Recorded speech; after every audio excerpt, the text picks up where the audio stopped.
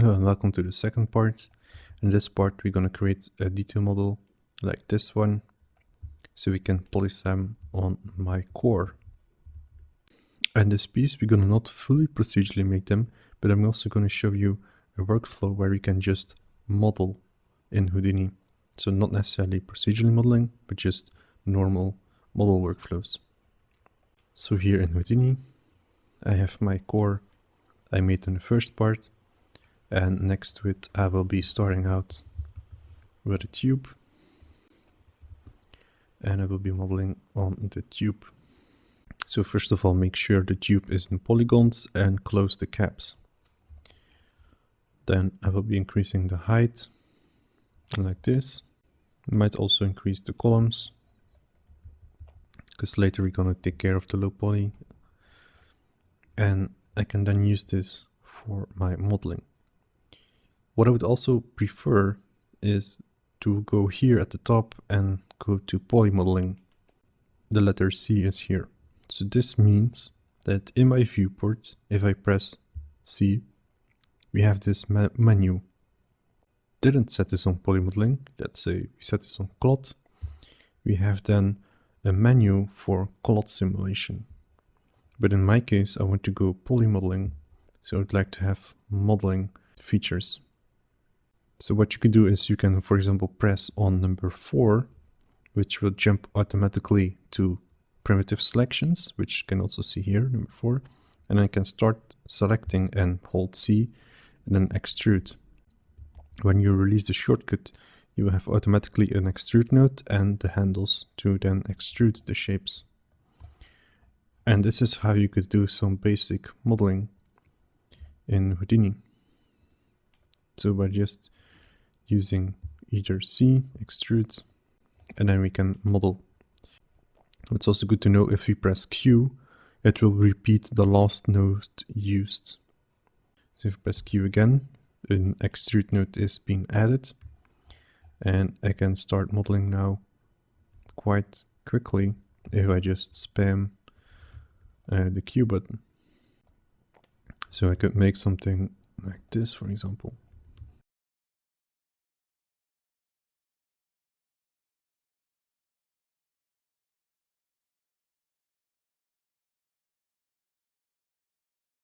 So the only button I'm using now is like Q to place extrude nodes and to get a shape like this. You can also do, for example, edge selections is number 3 and then points is number 2. So if you want to bevel this, it's gonna be the same process. You're gonna double click on an edge, hold C, go to bevel and release, and the bevel node is here created with all the settings for beveling. You can also take this menu a step further, and next to my extrude there is an E, and next to my bevel there's a B. So these are shortcuts. So if I would type in CB, it automatically gonna take the bevel. So a quick demonstration of this. I'm gonna select the face and I'm gonna type in CE, and I will have automatically a extrude. So if you're just looking into modeling in Houdini, this is then a nice approach that you could use with this menu. So you can also go here and start editing these menus. You can take all the nodes that are available in Houdini and assign them to the menu. Then also here you can assign the shortcut, so you can customize your workflow into modeling. So as I mentioned also in the beginning, this is not a fully procedural approach, as if I would change the columns here, you can see that we can easily break this setup. So if you just want to model something, this is a great approach. Often I would first model something before I would make it procedural. So I have a general idea of what nodes I will be using and what structure I will be having. So once I have this piece, I will add some detail, and I will be using a boolean for that to add more detail. So we can add a box in this and then subtract. And if I can, for example, make an opening in here so you can look into this space, for example. I might also go back here and make this a little bit smaller. Like this, maybe. And what we could do also is then bevel this box.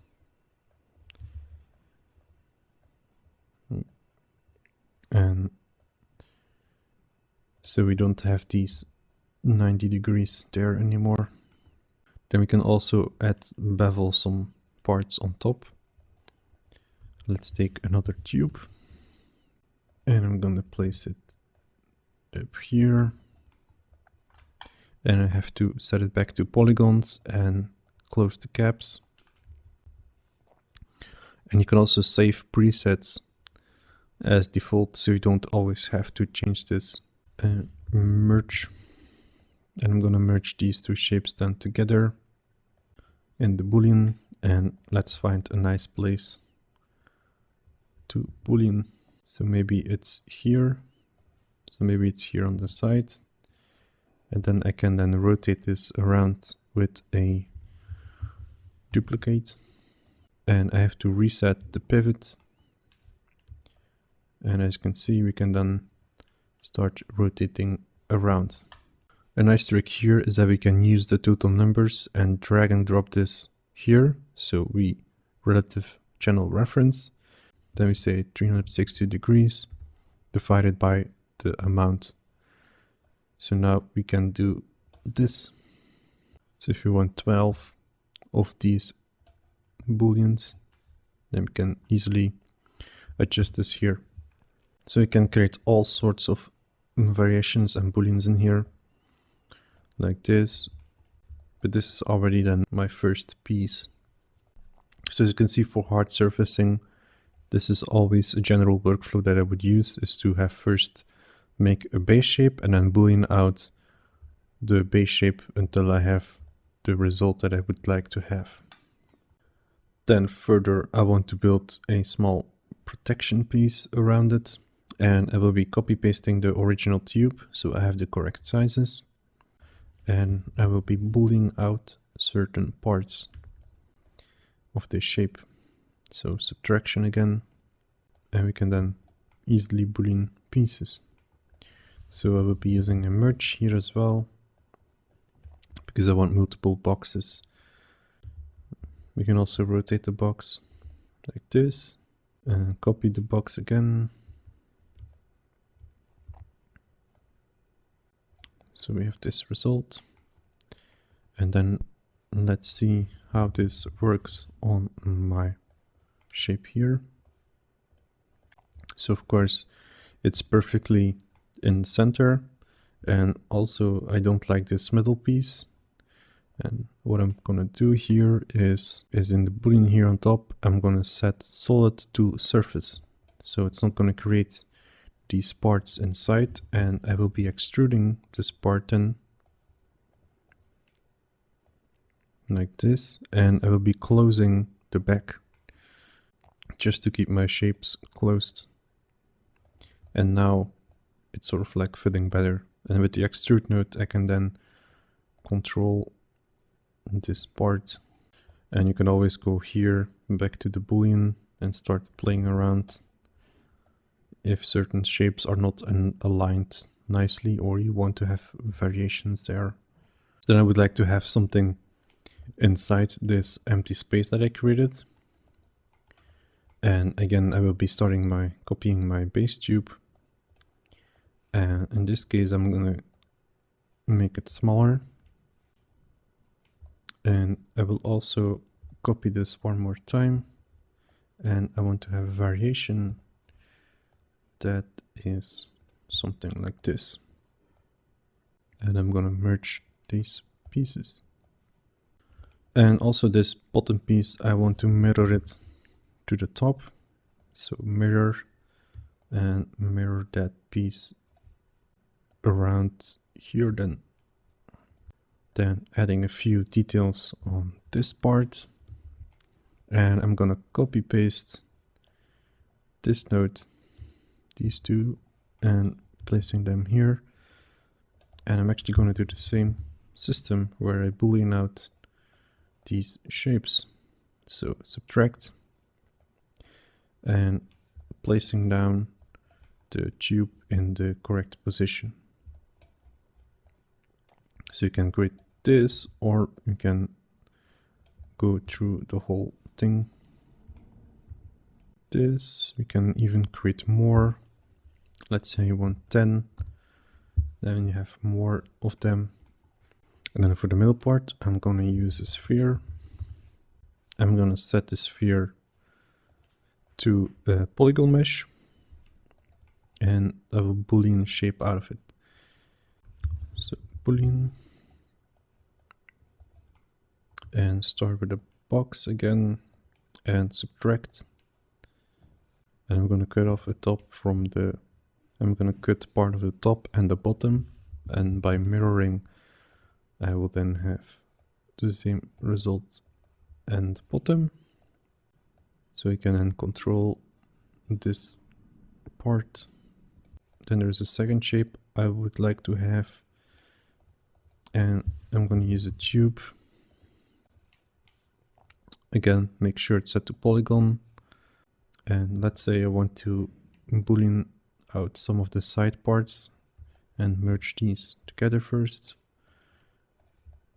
So we have booleaned out these side parts, and here again I want to have it around the circle, so I will be duplicating it and resetting the pivot first.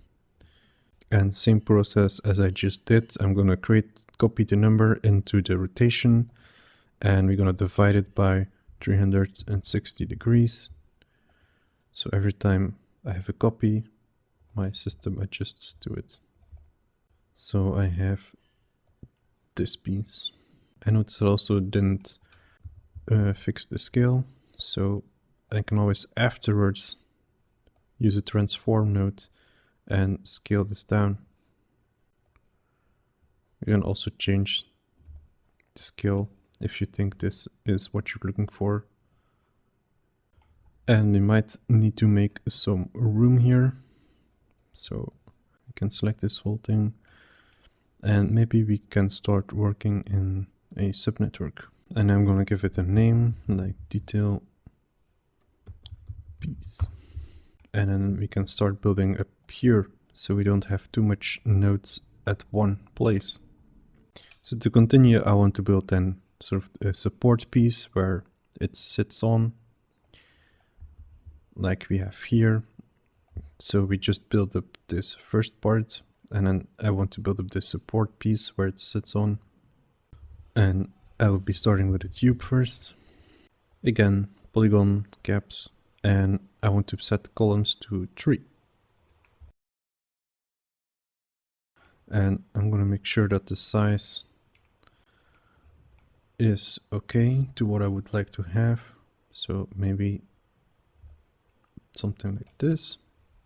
What I would do now is going to select these edges and bevel them.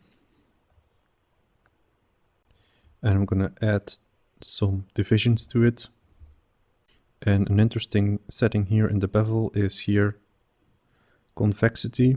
If we lower this, you can see that it's sort of like reversing the direction where it's going. So if you want to have a bevel that's not perfectly round, like maybe this piece should have maybe go a little bit like this, we can go in this bevel and tweak that result. And then to create detail on this, you might guessed it, I'm gonna use the boolean here again and start booleaning in shapes. So let's take a tube. I just copied it, and I might increase this more, and of course subtraction like this. I'm gonna make sure that if I put these pieces together, that they are sort of like either fitting together with like a little bit space maybe. And then I'm gonna use another tube and start pulling out these parts here.